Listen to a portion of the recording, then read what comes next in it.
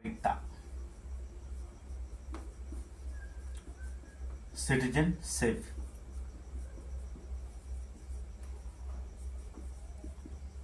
अर्थात नागरिकता के बारे में चर्चा करें। देखिए हमारा टारगेट सिर्फ है आरओ और एआरओ प्लस जो होता है यूपीपीसीएस।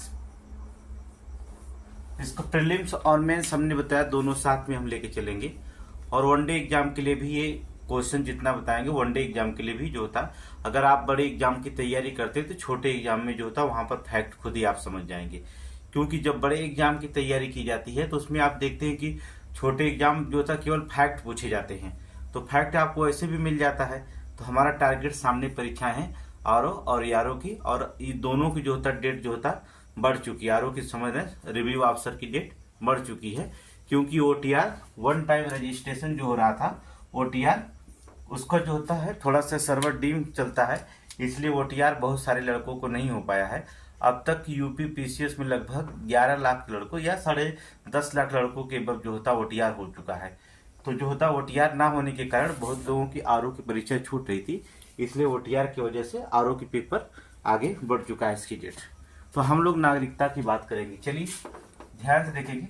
और हमने आपको बताया कि पूरी सिलेबस जो होता है जितने भी आरओ में पेपर क्वेश्चन हैं सभी सिलेबस हम पढ़ाएंगे, जो होता है दिसंबर तक ले जो होता है लगभग सभी कंप्लीट कर दिया जाएगा। तो ऑब्जेक्टिव क्वेश्चन जो होता है आप वैसे भी डाला जाता है यूट्यूब पर देख सकते हैं, लेकिन हम आपको डिस्क्रिप्टिव अच्छे से पढ़ाएंगे। नागरिकता सिटीजनशिप जो होता है आपके भारतीय संविधान में देखेंगे तो भाग 2 देखेंगे, भाग 2 की बात करेंगे। भाग 2 में जो होता है इसका नागरिकता संबंधी प्रावधान किया गया। किस आर्टिकल से किस आर्टिकल तक बात किया जाता है? अनुच्छेद जो होता है आपका 5 से लेकर के 11 तक जो होता है, ठीक है, 5 से लेकर के 11 तक जो होता है आर्टिकल 5 से 11 तक आपके नागरिकता का प्रावधान किया गया है। अब इसमें बात क्या होती है, नागरिकता से तात्पर्य क्या होता है? अगर हम कह दें कि नागरिकता से तात्पर्य क्या है, ठीक है, नागरिकता से जो होता है तात्पर्य क्या है, तो आपको नागरिकता से तात्पर्य का मतलब होता है, ये पीसीएस में क्वेश्चन पूछा गया कि आप नागरिकता से तात्पर्य क्या समझते हैं। तो नागरिकता से तात्पर्य होता है राज्य की पूर्ण राजनीतिक सदस्यता प्राप्त करना, ठीक है, ये क्वेश्चन विकल्प में था। अर्थात राज्य के कोई भी जो होता है, जैसे क्वेश्चन में बहुत सारे एग्जाम में पूछा जाता है, तो राज्य की पूर्ण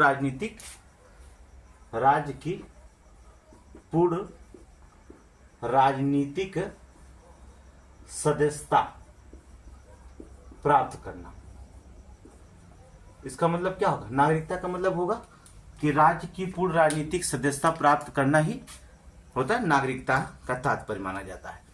अगर आप भारत के नागरिक हैं तभी जो होता है आपको राजनीतिक सदस्यता प्राप्त हो सकती है। अब कोई विदेशी आकर के जो होता है यहाँ पर राजनीति नहीं कर सकता, मतलब लोकसभा चुनाव हुआ या राज्यसभा का चुनाव हुआ या विधानमंडल का सदस्य का चुनाव हुआ, उसमें वो चुनाव में भाग नहीं ले सकता है, ना तो उसे वोट देने का अधिकार है ना तो उसे लड़ने का अधिकार होता है। तो इसका मतलब पूर्ण रूप से हो जाता है, ये पीसीएस में पूछा गया था कि नागरिकता से तात्पर्य क्या है, तो राज्य की पूर्ण राजनीतिक सदस्यता प्राप्त करना ही नागरिकता कहलाता है। आपको बता दें एक नागरिक को नागरिक होने के अनेक सिविल जो होता है और राजनीतिक अधिकार प्राप्त होते हैं, ठीक है। अगर आप नागरिक हैं तो अनेक जो होता आपको जो होता है सिविल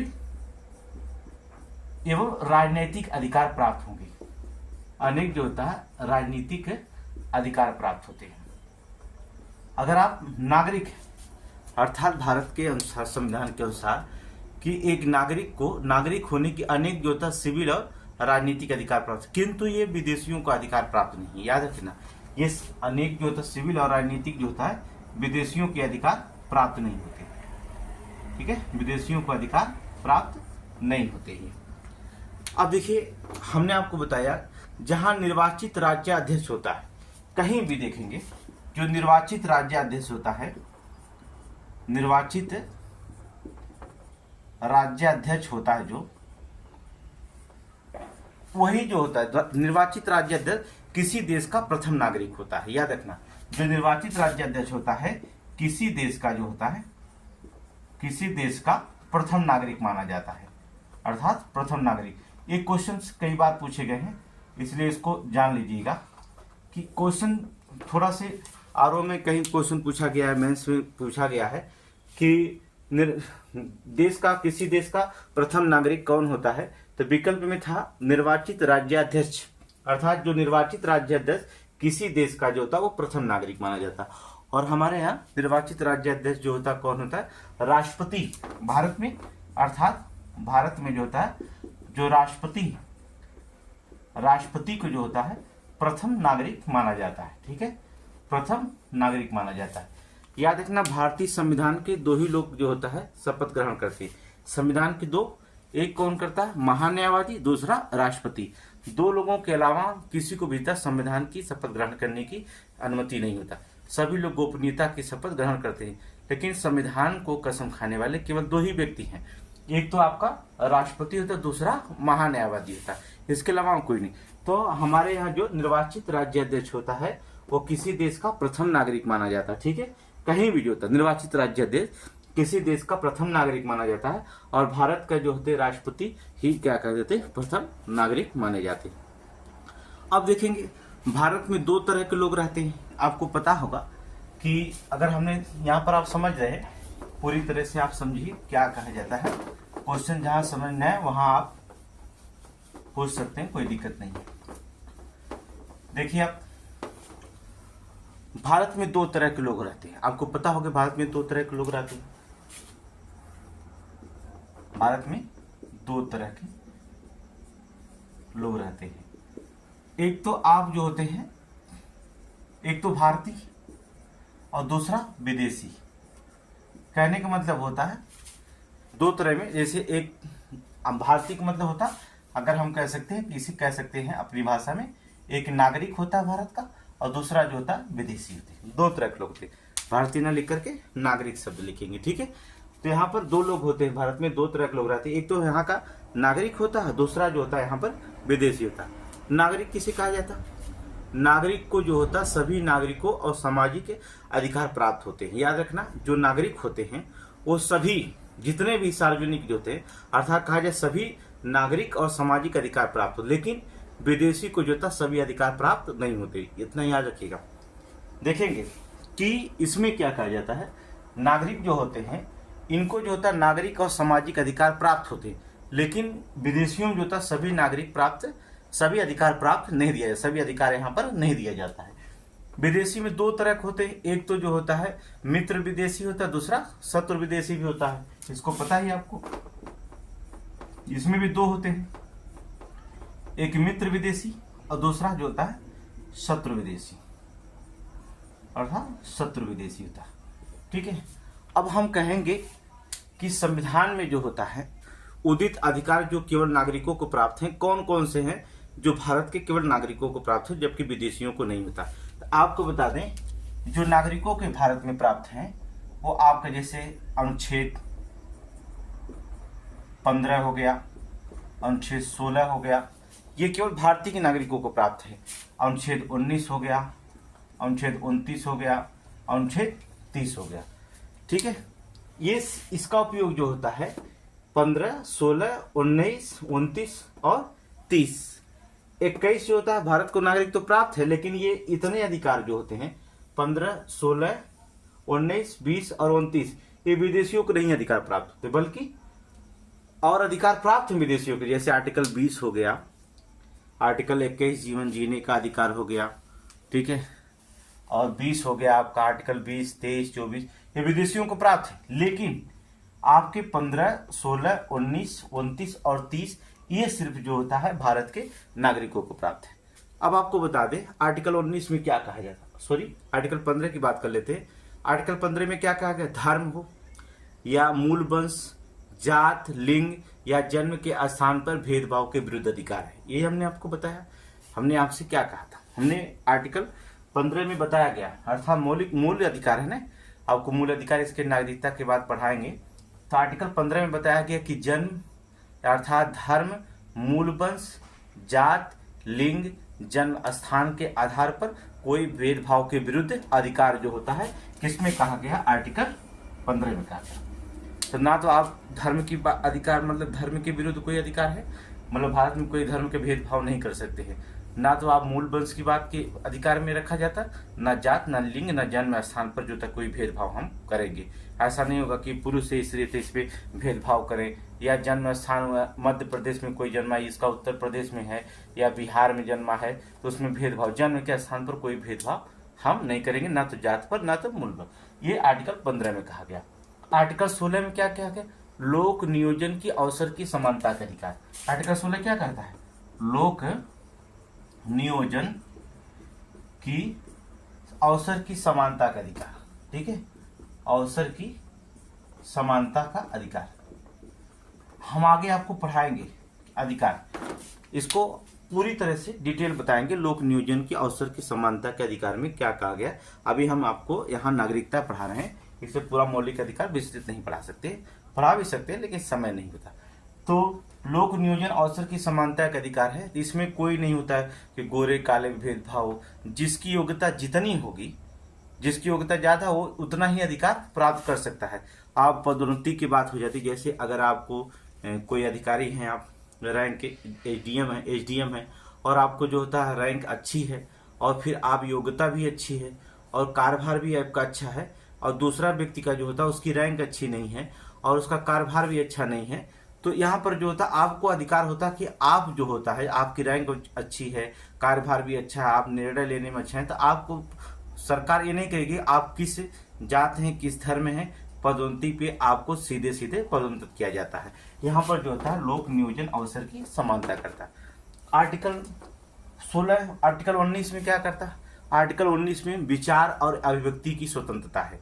आप अपना विचार किसी को रख सकते, कोई मना नहीं कर सकता, आप अपनी बातें कह सकते हैं, अर्थात विचार और अभिव्यक्ति की अर्थात बोलने की आपको स्वतंत्रता दिया जाता है इसमें। ठीक है, संघ बनाने की स्वतंत्रता है, आप एक पार्टी या नया पार्टी बना सकते हैं, या कोई भी संघ जो होता है सामाजिक सेवा के लिए बना सकते हैं, ये संघ बनाने की भी शक्ति दिया गया है। सम्मेलन करने की स्वतंत्रता, सम्मेलन कर सकते हैं, लेकिन ऐसी जगह पर नहीं होगा जो जिससे किसी सार्वजनिक व्यक्ति के सार्वजनिक स्थान पर सम्मेलन करिए, लेकिन इससे जो होता है राष्ट्र की हितता पर जो कोई प्रभाव ना पड़े, जिससे कि जनता या राष्ट्र के हित में वो सम्मेलन ऐसा ना हो। ठीक है, मतलब राष्ट्र के हित में सम्मेलन, ऐसा ना कि उसके विरुद्ध सम्मेलन जाए। सम्मेलन की करने की स्वतंत्रता है, संचरण की स्वतंत्रता है, निवास आप कहीं भी कर सकते हैं। भारत में आर्टिकल 19 आप कहीं भी निवास कर सकते हैं, अर्थात व्यवसाय करने, व्यवसाय का अपना चयन करने का अधिकार है। आप जो होता कोई भी व्यवसाय करना चाहते हैं तो व्यवसाय करने का अधिकार है आर्टिकल 19 में जो होता है। ये आर्टिकल 19 बहुत बड़ी कहानी है, इसमें आपको एक एक चीज बताना पड़ेगा। आर्टिकल 19 जो होता है लगभग आधे घंटे का लेक्चर, क्योंकि आर्टिकल 19 मोस्ट इंपॉर्टेंट होता है आपका, जो इसका अधिकार होता है मूल अधिकार में मोस्ट इंपॉर्टेंट 19 है। और ज्यादा देखेंगे आईएएस पीसीएस या आरओ में जहां भी क्वेश्चन पूछा गया है आर्टिकल 19 का सबसे ज्यादा रोल रहा है। तो इसको जो होता है बड़ी लंबी कहानी इसमें आपको बताया जाएगा। 29 और 30 की अगर बात करें तो इसमें 29-30 को बात करें सांस्कृतिक और शैक्षणिक अधिकार की बात करता है, सांस्कृतिक और शैक्षणिक अधिकार।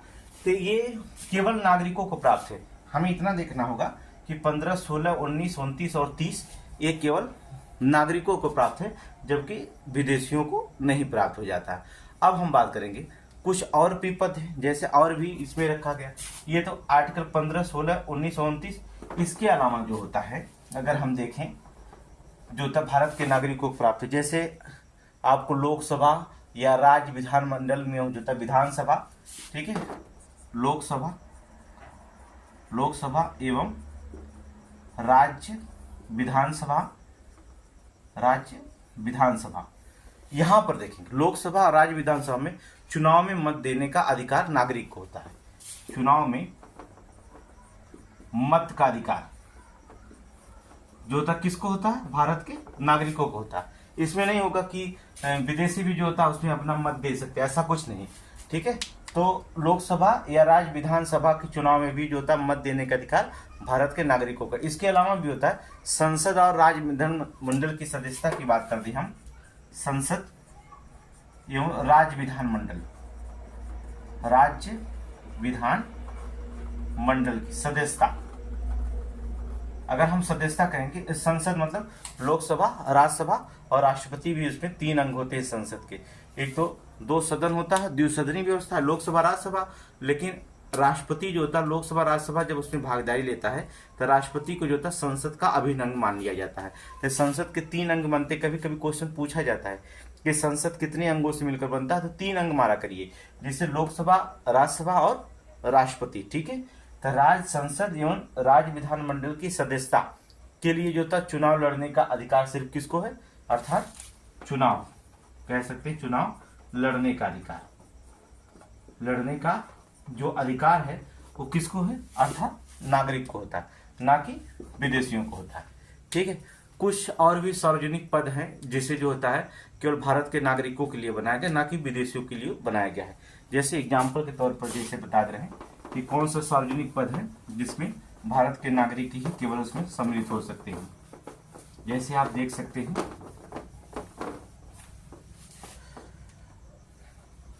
भारत के नागरिकों के लिए कुछ सार्वजनिक पद हैं, सार्वजनिक पद हैं जिस पर जो होता है केवल भारतीय ही बन सकते हैं, केवल भारत के लिए जो होता है, याद रखिए केवल भारतीयों के लिए ही बनाया गया। जैसे हमने कह दिया कि राष्ट्रपति का पद हो गया, जैसे एग्जांपल में राष्ट्रपति का पद, भारत का प्रथम नागरिक। राष्ट्रपति का पद जो होता है किस आर्टिकल में बताया गया है, अनुच्छेद 58 में। ठीक है, अगर हम बात करें अनुच्छेद 58 क्लाउज 1 क्लाउज ए में राष्ट्रपति के पद की बात करेगा, अनुच्छेद 58 क्लाउज 1। देखिए पेट के एग्जाम में जो होता है राष्ट्रपति के पद, मुख्यमंत्री के पद, ऐसे क्वेश्चन चारों सेट में पूछा गया था।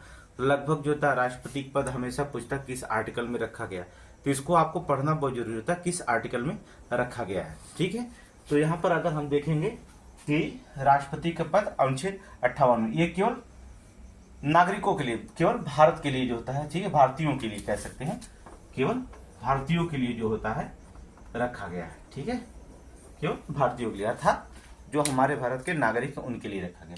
और उपराष्ट्रपति का भी पद लिख सकते हैं, जैसे उपराष्ट्रपति,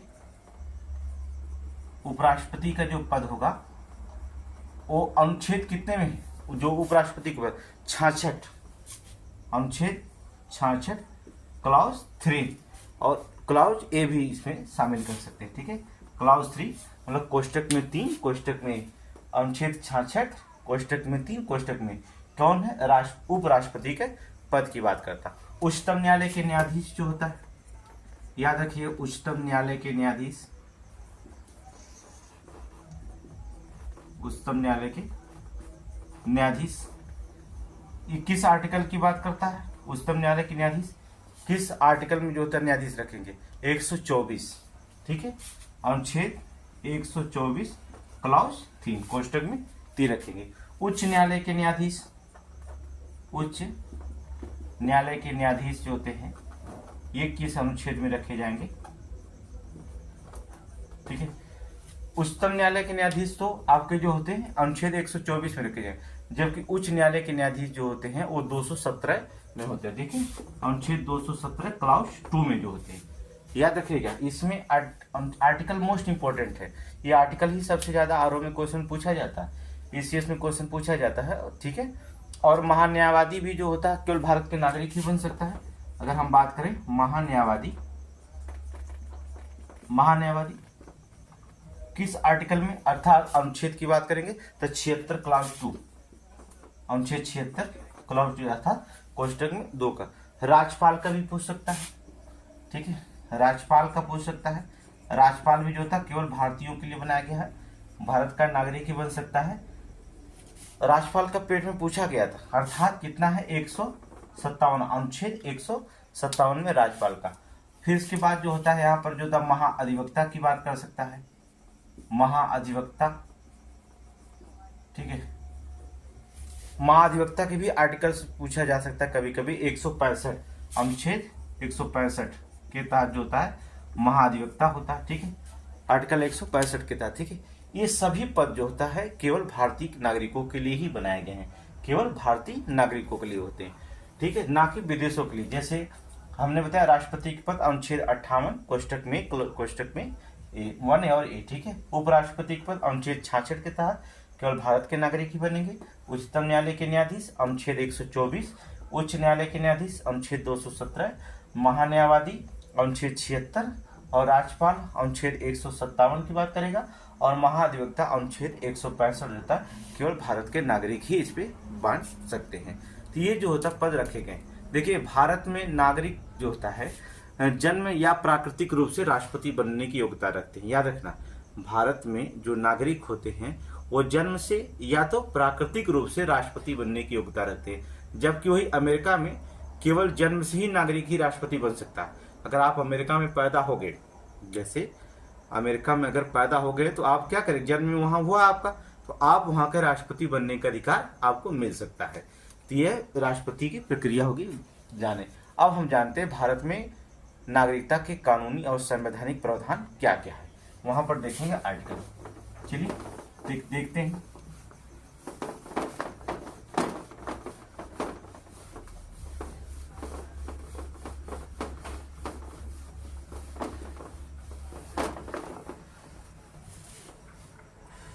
तो अब हेडिंग में डालेंगे हम लोग भारत में नागरिकता का कानून। भारत में नागरिकता के कानून या संवैधानिक प्रभाव या संवैधानिक, ठीक है, प्रभाव डाल सकते हैं या तो फिर संवैधानिक प्रावधान डालेंगे, ठीक है, संवैधानिक प्रावधान पर। अब इसमें क्वेश्चन पूछ दिया पीसीएस में, भारत में नागरिकता के कानूनी या संवैधानिक प्रावधान पर नजर डालिए, आपको यहाँ पर लिखना पड़ेगा। अब देखिए आपको हमने बताया भाग 2 में केवल व्यक्तियों को उन वर्गों का उल्लेख किया गया है जो भारत के संविधान के प्रारंभिक तारीख को भारत के नागरिक समझे जाएंगे। अब हम आपको बताते हैं कि संविधान को दे दिया गया अधिकार, दे दिया गया भारतीय संविधान को अधिकार दिया है कि संसद द्वारा निर्मित की जाने वाली जो विधि होगी वो समस्त नागरिकता संबंधी नियम बनाए जाने के लिए छोड़ दिया गया। कहने का मतलब होता है संसद जो होता है, संसद के ऊपर छोड़ दिया गया कि आप जो होता नागरिकता के लिए जो भी कानून बनाएंगे, जो भी विधि बनाएंगे वही हम मान्य होगा, ये संविधान में छोड़ दिया गया है। तो आपको अगर पूछता है कि नागरिकता संबंधी कानून बनाने का अधिकार किसके जिम्मे हो गया, तो संसद के जिम्मे हो गया। अब संसद जो भी कानून बनाएगी नागरिकता संबंधी वो आपके क्या होगा, मान्य होगा, ऐसा संविधान में उसके ऊपर छोड़ दिया गया। अब आपको बता दें कि संविधान निर्माण के उपरांत जो होता है 26 जनवरी 1950 संविधान के अनुसार 4 श्रेणियों में भारत के नागरिक बने हैं। कितनी श्रेणियों में? 4 श्रेणियों में। अगर देखा जाए 26 जनवरी, ठीक है, 1950 के देखा जाए यहाँ पर जो होता है, तो यहाँ पर जो होता है संविधान के अनुसार 4 श्रेणियों के लोग भारत के नागरिक बने हैं, ठीक है, 4 श्रेणियों के लोग भारत के नागरिक बने हैं, भारत के नागरिक बने हैं, वो भी जो होता है नागरिक बने हैं। कौन कौन इसमें आर्टिकल शामिल है, अर्थात अनुच्छेद 5, 6, 7 और 8, ये जो होता है ये आर्टिकल इसमें शामिल है। हम पहले आर्टिकल की बारे में बात करते हैं। अनुच्छेद 5 में क्या कहा जाता है, सिर्फ हम आपको बताएंगे, आप ध्यान से सुने, ठीक है। अनुच्छेद 5 में क्या कहा गया, अनुच्छेद 5 के तहत एक व्यक्ति जो भारत का मूल निवासी है वो 3 में से एक कोई शर्त पूरा करता है वो भारत का नागरिक माना जाएगा, ठीक है। पहली शर्त क्या, देखिए अनुच्छेद 5 में कहा गया है एक व्यक्ति जो होता है जो भारत का मूल निवासी है 3 में से कोई भी एक 3 शर्तों में पूरा करता। पहला, यदि उसका जन्म भारत में हुआ, पहला उसका कंडीशन क्या है, अगर आपका जन्म भारत में हुआ है तो आप भारत के नागरिक माने जाएंगे, या उसके माता पिता में से किसी का जन्म अगर भारत में हुआ हो तो भी वो भारत का नागरिक माना जाएगा। अगर किसी भी व्यक्ति के माता पिता का जन्म अगर भारत में हुआ है तो भारत का नागरिक माना जाएगा, या संविधान लागू होने से पूर्व 5 वर्ष, कहने का मतलब संविधान लागू होने के 5 वर्ष पूर्व से वो भारत में रह रहा हो तब वो क्या किया जाएगा, भारत का नागरिक माना जाएगा। तो 3 कंडीशन अनुच्छेद 5 के तहत अप्लाई किया गया है। पहली कंडीशन क्या अप्लाई किया गया है, पहले कंडीशन में अप्लाई किया गया है कि यदि उसका जन्म भारत में हुआ हो तो भारत का नागरिक माना जाएगा अनुच्छेद 5 के अनुसार, किसके, आर्टिकल 5 के अनुसार। दूसरी कंडीशन आर्टिकल 5 में रखा गया है यदि उसके माता पिता में से कोई भी एक का जन्म अगर भारत में हुआ हो तो भी भारत का नागरिक माना जाएगा। तीसरी कंडीशन अनुच्छेद 5 में रखा गया कि संविधान लागू होने से पूर्व जो था 5 वर्ष पहले जब संविधान लागू हुआ तो 5 वर्ष पहले से अगर भारत में आप रह रहे हैं तब जो होता आप भारत के नागरिक माने जाएंगे। ये आर्टिकल 5 में कहा गया। यही चीज जो होता आर्टिकल 6 में क्या कहा गया, इसमें देखेंगे अनुच्छेद 6 की बात कर लेते हैं। आर्टिकल 6 मोस्ट इंपोर्टेंट है। आर्टिकल 5 जो होता है बहुत बार क्वेश्चन पूछा गया, तो 5 हमें लगता है पूरी तरह समझ गए होंगे। आर्टिकल 6 में हम क्या कहते हैं, अगर नोट्स चाहिएगा तो आपको नोट्स में आपको टेलीग्राम ज्वाइन करेंगे और वहां पर मिल जाएगा।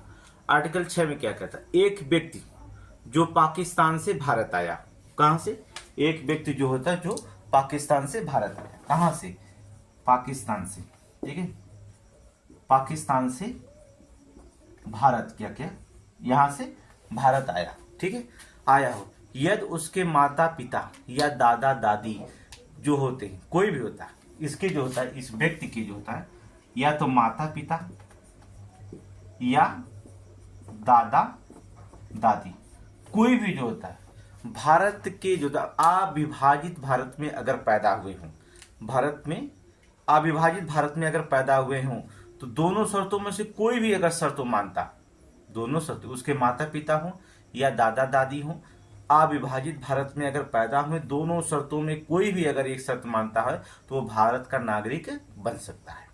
वो क्या करता, भारत के नागरिक बन सकता है। किसके तहत, अनुच्छेद 6 के तहत।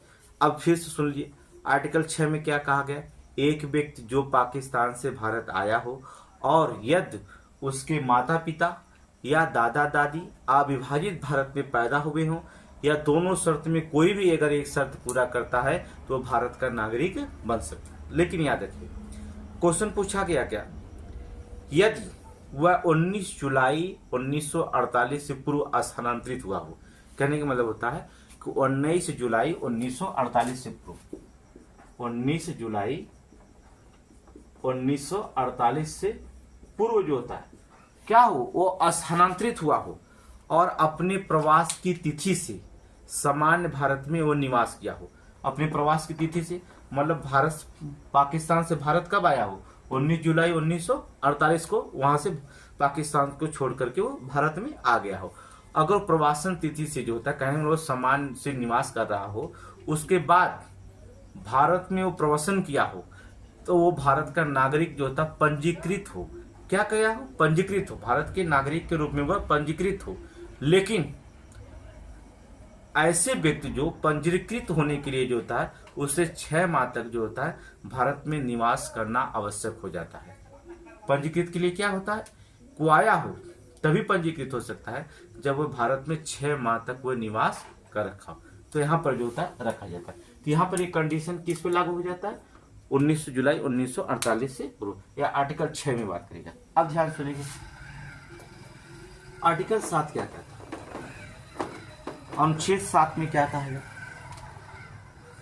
ध्यान सुनेंगे। अनुच्छेद 7 कुछ नहीं, एक व्यक्ति जो 1 मार्च 1947 के बाद भारत से पाकिस्तान में स्थानांतरित हो गया हो, देखेंगे 1 मार्च 1947 से पहले वो भारत में था और सीधे सीधे वो कहाँ स्थानांतरित हो गया हो, पाकिस्तान, ठीक है।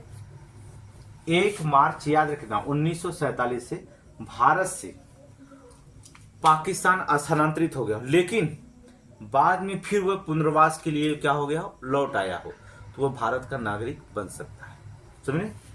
लेकिन जो होता है 1 मार्च 1947 को पाकिस्तान चला गया, भारत से पाक में चला गया, लेकिन जो होता है वह जो होता है बाद में फिर वो क्या कर दिया हो, भारत में पुनर्वास कर दिया हो, लौट आया, पुनर्वास के लिए क्या किया, लौट आया हो, तो भारत का नागरिक बन सकता है। उसे पंजीकरण प्रार्थना पत्र के बाद 6 माह तक यहाँ रहना पड़ेगा। उसे क्या करना पड़ेगा, पंजीकरण प्रार्थना पत्र सरकार को देना पड़ेगा, पंजीकरण प्रार्थना पत्र, याद रखना प्रार्थना पत्र और सरकार को देना पड़ेगा, तब वो जाकर के यहाँ पर क्या करेंगे, वह 6 माह तक, पत्र के बाद जो होता है 6 माह तक उसको रहना पड़ेगा, पत्र के बाद 6 माह तक जो होता यहाँ रहना पड़ेगा। तो यहाँ पर जो होता है 6 माह तक वो रहेगा, तब वो जो होता रखा जाएगा, ठीक है। आर्टिकल 7 फिर सुनिए, आर्टिकल 7 क्या कहता है। एक व्यक्ति जो 1 मार्च 1947 के बाद भारत से पाकिस्तान स्थानांतरित हो गया हो, लेकिन बाद में फिर वह भारत में पुनर्वास के लिए लौट आया हो, तो वह भारत का नागरिक बन सकता है। उसे पंजीकरण प्रार्थना पत्र के बाद 6 माह तक यहाँ रहना होगा, वो भारत का नागरिक बन जाएगा। आर्टिकल 8 क्या कहता है, मोस्ट इंपोर्टेंट। देखिए पीसीएस में आर्टिकल 8 पूछा गया था, अभी इस बार के पीसीएस में अनुच्छेद 8 की चर्चा की गई थी। 8 को ध्यान से सुनेंगे, ठीक है। आर्टिकल 8 क्या आपसे कहता है, अनुच्छेद 8 में क्या क्या है। कहता है एक व्यक्ति जिसके माता पिता या दादा दादी अविभाजित भारत में पैदा हुए, लेकिन वो भारत के बाहर रह रहे हैं। क्या करें, आर्टिकल अनुच्छेद 8 के क्या कहता है, जिसके माता पिता या इसके दादा दादी अविभाजित भारत में पैदा हुए हों, लेकिन वो भारत के बाहर रह रहे हों, फिर भी जो था वह भारत के नागरिक बन सकते हैं।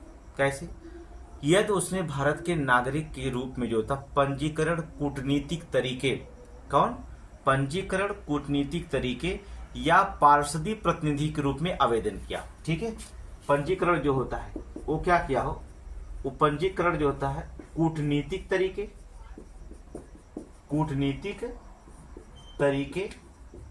या पार्षदी प्रतिनिधि के रूप में, पार्षदीय प्रतिनिधि, याद रखना, कूटनीतिक तरीके या पार्षदी प्रतिनिधि, दोनों याद रखना, क्योंकि एग्जाम में पूछा जाता है आर्टिकल 8 में। ठीक है, अनुच्छेद 8 के तहत कूटनीतिक तरीका या पार्षदी प्रतिनिधि के रूप में अगर वह आवेदन करता है पंजीकरण के लिए, अगर वह आवेदन करता है, किया है, ये व्यवस्था जो बनाई गई है भारत के बाहर रहने वाले भारतीयों के लिए बनाई गई है, ताकि वो भारत के नागरिकता ग्रहण कर सके। ठीक है, उनके लिए जो था भारत का नागरिक बन सकता है। आर्टिकल 8 फिर सुनिए क्या कहा जाता है। एक व्यक्ति जिसके माता पिता दादा दादी अविभाजित भारत में पैदा हुए हों, लेकिन वह भारत से बाहर रह रहे हों, फिर भी वह भारत के नागरिक बन सकता है, यदि उसने भारत के नागरिक के रूप में जो होता है पंजीकरण जो होता है कूटनीतिक तरीके या पार्षदी प्रतिनिधि, कूटनीतिक तरीका या दोनों याद रखना, या पार्षदी प्रतिनिधि के रूप में आवेदन किया है। जैसे ये व्यवस्था हमने बताया कि भारत के बाहर रहने वाले भारतीयों के लिए बनाई गई है, ताकि वह भारत के नागरिक ग्रहण कर सकते हैं। ठीक, हमने बताया कि भारत में नागरिकता कानून में जो होता है, हमने बताया कि 4 श्रेणियों में रखा गया है, जो होता है पहला आर्टिकल 5, आर्टिकल 6, आर्टिकल 7 और आर्टिकल 8। अब अगर हम बात करते हैं नागरिकता संबंधी अन्य संवैधानिक प्रावधान भी किया गया है, जैसे 9, 10 की 11 की अगर बात करें हम, तो नागरिकता संबंधी अन्य प्रावधान भी संविधान में किया गया है। उसको 9, 10, 11, 12 पीसीएस का मेन और समीक्षा के जो होता है मेन जो होता है अनुच्छेद आर्टिकल है, इसको 9, 10, 11, 12 को आपको पढ़ना ही पड़ेगा। जैसे नागरिकता संबंधी अन्य, हम बात करते हैं नागरिकता संबंधी जो होता है अन्य संवैधानिक प्रावधान क्या है, देखेंगे अन्य संवैधानिक प्रावधान की बात करते हैं। ठीक है, याद रखना आर्टिकल 9, 10 आप 5 से 8 तक समझे, हमने बताया 5 से 11 तक। इसके बाद जो होता है भारत की एकल नागरिकता, भारत में नागरिकता कितने प्रकार से ग्रहण की जा सकती है और भारत की नागरिकता कैसे खत्म की जा सकती है, इसका हम आपको ब्यौरा डिटेल से देंगे, क्योंकि आप आरओ के पेपर देने जा रहे हैं, ना कि वनडे के हो जाता है कि आप वंशीकरण के द्वारा, जन्म के आधार पर, अनुवांशिकता के आधार पर, किसी विभाग सम्मेलन के द्वारा आप इतना तो जान लेंगे 5 पॉइंट, 5 तरह से भारत की नागरिकता ग्रहण की जा सकती है, 3 तरह से हटाया जा सकता है, लेकिन उन 5 तरह में पॉइंट आपको जानना पड़ेगा, क्योंकि आप समीक्षा में देने जा रहे हैं पेपर, आरओ के पेपर देने जा रहे हैं, समीक्षा सहायक समीक्षा अधिकारी पीसीएस देने रहे हैं, प्री मेंस जो था लिखने के लिए आता है, इसलिए आपको क्वेश्चन में बहुत अच्छे से जानकारी चाहिए कि हमें पूरा डिटेल में पढ़ना पड़ेगा। तो उसके लिए जो था हम कल मिलेंगे आपसे, लेकिन पहले आप 9, 10 देख लीजिए फिर पार्ट 2 में आपको नागरिकता बहुत अच्छी से और भी बताएंगे कैसे ग्रहण किया जाए, कैसे छीना जाएगा। नया नया एग्जाम्पल आपको देंगे। आप रिटर्न में आप दे सकते हैं और प्रीमेंस दोनों एग्जाम दे सकते हैं। देखिए इसमें हम क्या करें, नागरिकता संबंधी प्रावधान में क्या होता है, अनुच्छेद 9 के तहत क्या बताते हैं। अनुच्छेद 9 के अनुसार, अनुच्छेद 9 के अनुसार क्या कहा गया, आर्टिकल 9 में कहा गया यदि कोई भी व्यक्ति, कोई भी भारतीय व्यक्ति स्वेच्छा से अगर विदेशी नागरिकता प्राप्त कर ले तो उसकी भारतीय नागरिकता स्वतः समाप्त हो जाएगी।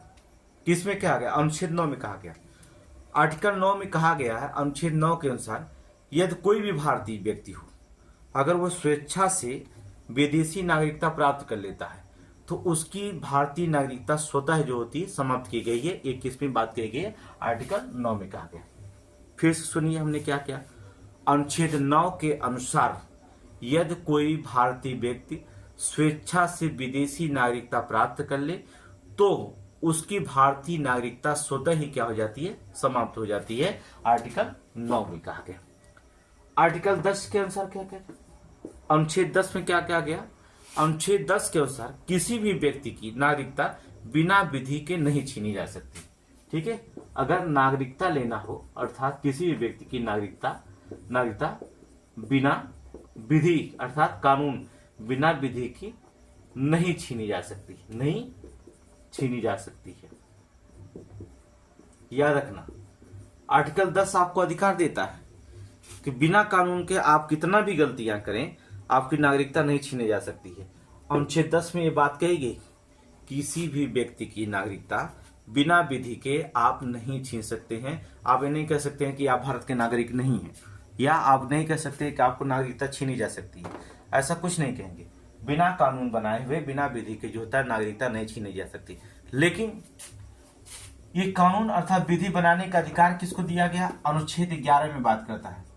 अनुच्छेद 11 के अनुसार, याद रखना, अनुच्छेद 11 के अनुसार बताया गया है नागरिकता संबंधी कानून बनाने का अधिकार जो होता है अनुच्छेद 11 में बताया गया है नागरिकता संबंधी कानून बनाने का अधिकार अर्थात विधि बनाने का अधिकार किसको, सिर्फ संसद को दिया गया। किसको है, संसद को प्राप्त है। याद रखना, अधिकार संसद को प्राप्त है। हमने पहली पॉइंट में बताया था कि जो था संसद के ऊपर छोड़ दिया गया है कि वो नागरिकता संबंधी कानून क्या बना सकती है। ये सभी कार्य क्या होता है, संसद के ऊपर छोड़ा गया। तो आर्टिकल 9 क्या बताया, हमने बताया आर्टिकल 9 के अनुसार यदि कोई भारतीय व्यक्ति स्वेच्छा से विदेशी नागरिकता प्राप्त कर ले तो उसकी भारतीय नागरिकता स्वतः समाप्त हो जाती है। दूसरा, आर्टिकल 10 में हमने बताया कि आर्टिकल 10 के अनुसार किसी भी व्यक्ति के जो होता है बिना विधि के जो होता है नागरिकता नहीं छीनी जा सकती, बिना विधि के नागरिकता नहीं छीनी जा सकती है। और आर्टिकल 11 में हमने बताया कि नागरिकता संबंधी कानून बनाने का अधिकार सिर्फ किसको दिया गया है, संसद को प्राप्त है। ठीक है, संसद को प्राप्त है।